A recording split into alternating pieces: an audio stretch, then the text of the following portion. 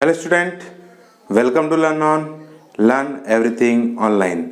हम लोग लॉग के लेक्चर्स कर रहे हैं, है ना। तो हमने अभी तक 5 या 6 लेक्चर हुए हैं, 5 लेक्चर्स हुए हैं, जिनमें हम लोगों ने लॉग के बारे में बहुत कुछ जाना है। ठीक है, आगे चलते हैं लॉग के बारे में पढ़ने के लिए, समझने के लिए।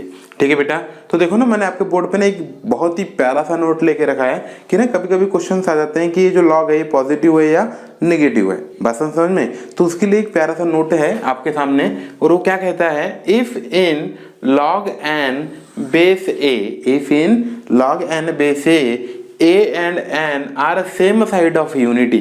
क्या बोला मैंने, a और n are same side of unity, मतलब n और a क्या होना चाहिए, सेम साइड ऑफ यूनिटी। का मतलब या एक दोनों या तो एक से बड़े होंगे या तो दोनों एक से क्या होंगे, छोटे होंगे, है ना।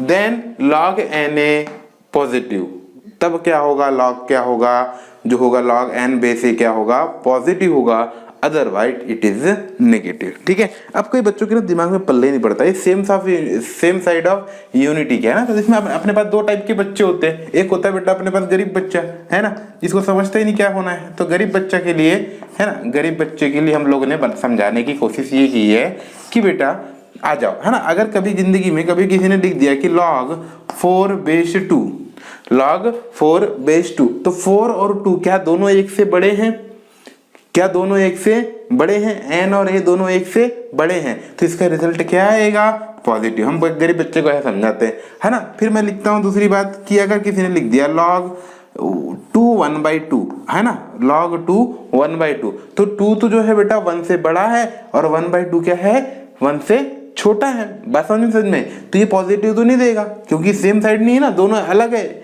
ये दोनों एक से बड़े थे, दोनों same side of unity. Unity का मतलब क्या होता है, अगर किसी ने 1 लिख दिया, 1 यूनिटी, या तो इधर वाले लोग या तो इधर वाले लोग, इधर वाले लोग दोनों होंगे n और a दोनों एक से छोटे होंगे, या और n एंड a एक से बड़े होंगे, तो क्या होंगे, पॉजिटिव देंगे। अदरवाइज अगर n यहाँ मिले a यहाँ मिले तो ये आंसर क्या देंगे, निगेटिव देंगे। बात समझ में। अच्छा और एग्जांपल समझते हैं ना, और एग्जांपल समझते हैं। किसी ने लिख दिया log 0.3 और यहाँ लिख दिया 0.4, है ना। अभी देखो बेटा, दोनों क्या है, 1 से छोटे हैं और 0 से बड़े हैं, तो 1 दोनों क्या है, 1 से छोटे हैं, इसलिए आंसर क्या देंगे, पॉजिटिव देंगे, है ना। बात समझ में। अगर किसी ने लिख दिया होता log 0.3 बेस में 2 लिख दिया होता, तो ये 2 क्या हो जाएगा, 1 से बड़ा, बट 0.3 1 से छोटा, तो ये अपना आंसर क्या देगा, नेगेटिव देगा, है ना। जो भी आंसर आएगा वो क्या आएगा, नेगेटिव आएगा। हम गरीब बच्चों को समझाते हैं।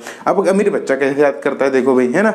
अमीर बच्चा क्या याद करता है, देखना, है ना। अमीर बच्चे की बात बता देता हूं मैं, अमीर, ठीक है। अमीर बच्चा क्या करता है, अमीर बच्चे को हम क्या समझाते हैं, अमीर बच्चे को समझाते हैं, first log n base a is greater than 0 if 0 a is greater than 1 and also n is greater than 1। बात समझ में बेटा। तो अगर दोनों ना a और n क्या होंगे, 1 से बड़े होंगे, तो ये जो हमारा जो log n base a है वो क्या होगा, पॉजिटिव होगा, है ना। अच्छा, ये पॉजिटिव और कब होगा ना, फर्स्ट कंडीशन ये, और दूसरी कंडीशन क्या होगी कि a क्या होना चाहिए, 0 से बड़ा, है ना, 0 से बड़ा और 1 के बीच में, एंड 0 n भी क्या होना चाहिए, 0 से बड़ा और 1 के बीच में, यानी 1 से छोटे, यानी a और n दोनों क्या होना चाहिए, 1 से छोटे होने। नेगेटिव तो हो नहीं सकते, लॉग तो नेगेटिव पे नॉट डिफाइंड होता है, तो 0 और 1 यानी दोनों a इज लेस देन 1 और n is less than 1, but 0 से बड़े होने चाहिए। तो ये हो गया सेम साइड ऑफ यूनिटी, जिसमें लॉग क्या होगा, पॉजिटिव होगा, है ना। दूसरी बात कि हमें बच्चा क्या जानता है कि log n base a less than 0 कब कब होगा, इफ, है ना, इफ फर्स्ट कंडीशन अगर a is greater than 1 and n किसके बीच में हो जाए, 0 और 1 के बीच में हो जाए, तब हो सकता है। दूसरी बात, अगर n इज ग्रेटर देन 1 है एंड, तो a किसके बीच में होना चाहिए बेटा, 0 और 1 के बीच में होना चाहिए। बात समझ में आ गई। तो ये छोटी छोटी बातें हैं बट बहुत इंपॉर्टेंट है। हम तो एक ही समझते हैं, दोनों अगर 1 से बड़े हैं तो पॉजिटिव, अगर दोनों में से कोई एक भी 1 से छोटा है और एक 1 से बड़ा है तो आंसर क्या देगा, नेगेटिव, या दोनों क्या होने चाहिए, 1 से छोटे होने चाहिए, तब आंसर क्या आएगा, positive. One side of unity का मतलब ये होता है, सेम साइड ऑफ यूनिटी का मतलब ये होता है। बात समझ में आ गई। उम्मीद है कि आपको यहाँ तक क्या आया होगा, समझ में आया होगा, है ना। अब बेटा आगे चलते हैं ना, आगे चलते हैं, कुछ क्वेश्चंस करते हैं। तो क्वेश्चन करेंगे ना, उससे ज्यादा हमारे को क्लियरिटी आती है सामने, है ना। तो फटाफट क्या करो, ऐसे आप कॉपी कर लीजिए। आपके सामने क्वेश्चन दिखाई दे रहा है। क्वेश्चन क्या कहता है, if 2 to the power log, ये बेस में 3 बेटा ना, 3 है, log x base 3 plus 8 equal to 3 into x to the power log 4 base 9, तो फाइंड x। तो हमें क्या करना है, तब x की वैल्यू निकालनी है। तो उम्मीद है आपको समझ में आएगा। इसको तो हम कुछ कर नहीं सकते, तो बेटा इसको हम क्या करेंगे, एज इट इज लिखेंगे, plus eight as it is है 3 इंटू, देखो बेटा x to the power log, ये 4 को हम लिख सकते हैं 2 स्क्वायर और 9 को लिख सकते हैं 3 स्क्वायर। तो ये 2 सामने आ जाएगा और 2 डिवाइड में चला जाएगा, तो हमारे पास क्या लिखेगा, 2 to the power log x base 3 plus 8 equal to 3 into x to the power 2 सामने आ गया, ये इधर चला गया, तो 2/2 ऑल्सो क्या हो जाएगा, 1 log 2 बेस 3। तो ये हमको लिखने की जरूरत नहीं है, तो हम डायरेक्ट लिखते हैं log 2 बेस 3 है। समझ में नहीं आया आप लोग को। एक हमारे पास फार्मूला था बेटा, क्या है कि log n to the power x दिया हो और बेस में पावर y दिया हो, तो ये x by y log n base a होता है। बात समझ में आई। तो इस फार्मूला का हमने क्या किया है, यूज किया है। तो इससे क्या हो जाएगा, 2 सामने आ जाएगा और 2 जो बेस की जो पावर 2 है वो डिवाइड में चले जाएगी, तो 2/2 क्या हो जाएगा, हमारे पास 1 आ जाएगा। बात समझ में आ गई। आगे चलते हैं। अब आपको पता होना चाहिए कि हमने एक प्यारी सी थ्योरम पढ़े थे जिसका नाम है मुस्कान थ्योरम। क्या नाम है बेटा, मुस्कान थ्योरम। तो अब ना ये आपस में क्या हो सकते हैं, इंटरचेंज हो सकते हैं। मुस्कान लग गई, क्लियर हो गया। तो it can be written as 2 to the power log x base 3। अब आप देखो 2 to the power log x base 3 कुछ हमें दिखाई दे रहा है ना, ठीक है। तो हम 8 इसको एज इट इज लिख लेते हैं। अब 3 इंटू 3 में से एक 2 to the power log x base 3 चला जाएगा, तो कितना बचेगा, 2 into 2 to the power log x base 3। उम्मीद है आपको समझ में आ रहा होगा। 2 से 8 कैंसिल आउट हो जाएगा 4 टाइम, तो 4 इक्वल टू क्या मिलेगा, 2 into 2 to the power log x base 3। और दुनिया वाले 4 को क्या बोलते हैं बेटा, 2 टू द पावर 2 बोलते हैं, तो equal 2 to the power log x base 3। अगर बेस सेम हो और बीच में इक्वल टू का साइन हो, तो पावर भी क्या हो जाती है बेटा, इक्वल हो जाती है। तो क्या लिखा जाएगा, 2 equal to log x base 3। अब क्या करना है, डंडी गिराना है। जिस दिन log पे डंडी गिरेगी 3 किसके चरणों में जाएगा, 2 के, तो क्या हो जाएगा, 3 square equal to log 3 square equal to हो जाएगा x। तो हमारे पास जो x की वैल्यू कितनी आ गई, 9। तो x की वैल्यू हमारे पास क्या आ गई बेटा, 9 x की वैल्यू आ गई है। उम्मीद है कि आपको यहाँ तक क्या आ रहा होगा, समझ में आया होगा, ठीक है। तो हम क्या करते हैं, आगे चलते हैं, फटाफट कॉपी करो, है ना, ठीक है। आपके सामने बोर्ड पे क्वेश्चन दिखाई दे रहा होगा। क्वेश्चन क्या कहता है, प्रूव दैट एक एक्सप्रेशन है इक्वल टू 2। तो अपन क्या करते हैं ना, प्रूव दैट के लिए सबको पता है ना, सबको पता है कि जब हम प्रूफ करेंगे तो प्यार से क्या लेंगे बेटा, टेकिंग LHS। पहले हम क्या लेते हैं, टेकिंग LHS लेते हैं। बात समझ में आ गई, क्या लेते हैं, टेकिंग LHS। अब देखो ध्यान से, हमने पढ़े हैं अगर ये 1/log 3 बेस 36 है ना, तो इसको हम क्या लिख सकते हैं, पहले सोचो। तो इसको लिख सकते हैं log 12 base 3 into log 36 base 3। बात समझ में आई। जब ये रेसिप्रोकल वाला ऊपर जाएगा, तो ये आपको पता है ना बेटा, हम लोग ने बेस 10 थ्योरम में पढ़े थे, 1/log a बेस b हो, it can be written as log b base a। बात समझ में आई। इस फार्मूले का हमने यहाँ पे क्या किए हैं, यूज किए हैं।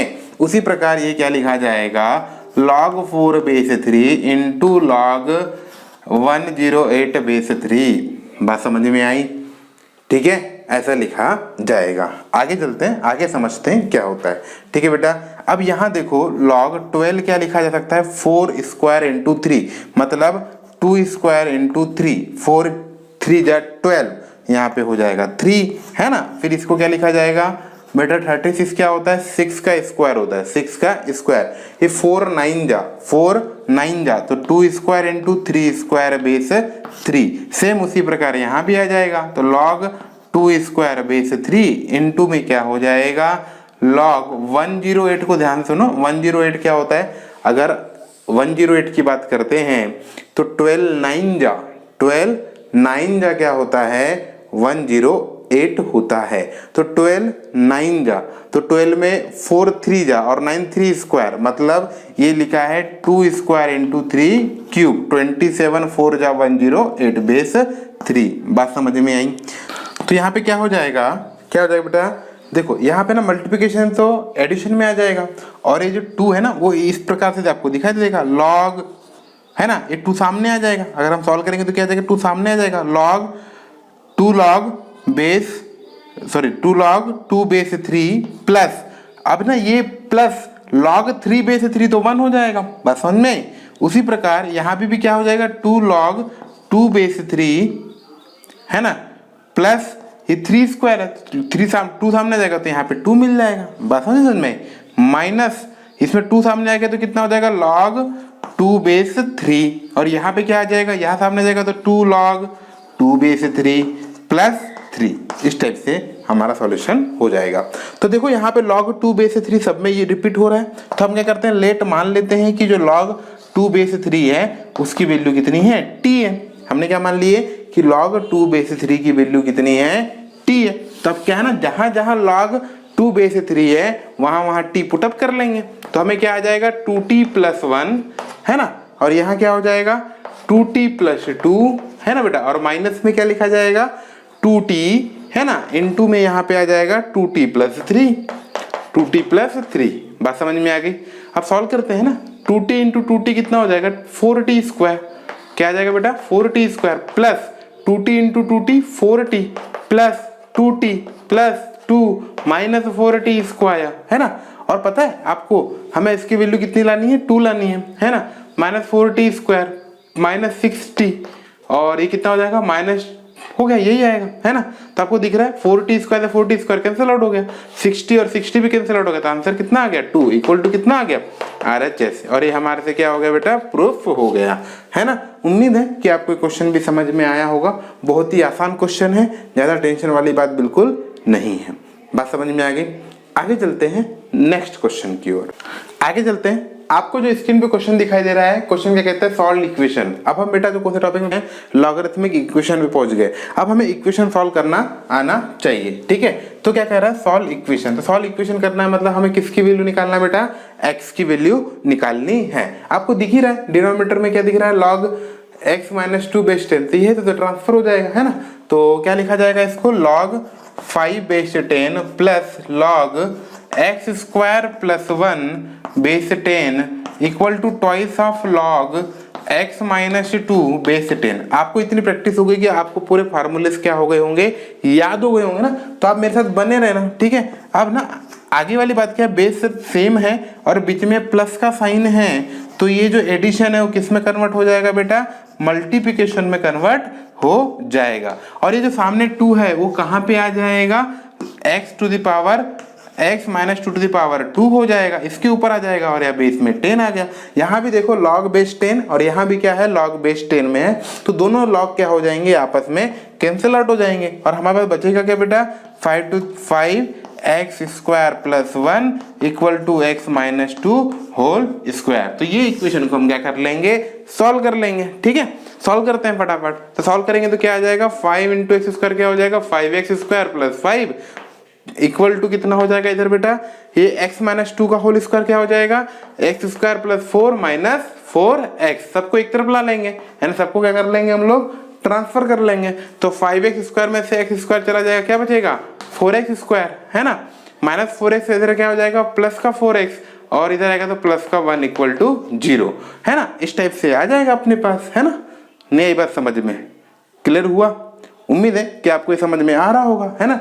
अब आगे सॉल्व करेंगे तो आगे सॉल्व करेंगे तो आपको ये दिखाई दे रहा होगा कि ये जो आदमी है ये 2x का होल स्क्वायर है ना प्लस अगर मैं इसको लिखना चाहूँ तो 2 इंटू 2x इंटू 1 लिख सकता हूँ 4x को क्या लिख सकता हूँ मैं 2 इंटू 2x प्लस 1 और 1 को 1 का स्क्वायर इक्वल टू 0। तो हमें फिल क्या आ गया बेटा फिल आया a square plus 2ab plus B square. तो A square plus 2ab plus B square क्या होता है, a प्लस बी का होल स्क्वायर होता है। तो it can be written as 2x plus 1 whole square equal to 0। बात समझ में आ गई। तो हमारे पास क्या आ जाएगा, 2x प्लस 1 इक्वल टू 0 आ जाएगा। तो x इक्वल टू कितना आ जाएगा, माइनस का 1/2। क्या x की वैल्यू माइनस 1/2 जो हमारे पास आई है वो सेटिस्फाई करती है या नहीं, रिजेक्ट होती है या नहीं। तो अपन चेक करते हैं, चेक करेंगे। तो यहाँ तो सेटिस्फाई कर रही है, पर जब यहाँ रखेंगे हम तो माइनस और माइनस क्या हो जाएंगे, माइनस, है ना बेटा, माइनस माइनस प्लस पर साइन ऑफ क्या आएगा, माइनस। तो हम क्या करेंगे, ये आंसर क्या हो जाएगा, रिजेक्ट। तो इसका जो आंसर आएगा बेटा, यानी x का वैल्यू क्या आएगी, हमारे पास जो आंसर आएगा x बिलोंग्स टू नल। नल मतलब किसी भी x की वैल्यू पर ये जो इक्वेशन है वो सेटिस्फाई नहीं होगा। बात समझ में आ गई। क्यों बेटा, जैसे हमने x की, यहाँ तो है नहीं, ये तो लॉग डिफाइंड ही है। यहाँ पे x की वैल्यू हम क्या रखेंगे, माइनस 1/2 रखेंगे तो ये लॉग डिफाइंड होगा। बट यहाँ पे जैसे हम माइनस 1/2 रखेंगे तो माइनस 1/2 माइनस 2 कितना हो जाएगा, माइनस का 5/2 हो जाएगा। और मैंने बताया कि लॉग डिफाइंड कब होता है, जब n इज ग्रेटर देन 0 होता है। तो यहाँ पे जो n हो है वो क्या आ जाएगा, माइनस का 5/2 आ जाएगा, जिससे यहाँ पे लॉग डिफाइंड नहीं होगा। तो हर x की जो वैल्यू है इस पे लॉग डिफाइंड नहीं होगा, तो इस इक्वेशन का कोई सॉल्यूशन नहीं होगा। तो आंसर आ जाएगा x बिलोंग्स टू 5, यानी कोई सॉल्यूशन है ही नहीं। बात समझ में आई, क्लियर हो गया। ओके, आप फटाफट क्या कर लो, कॉपी कर लो।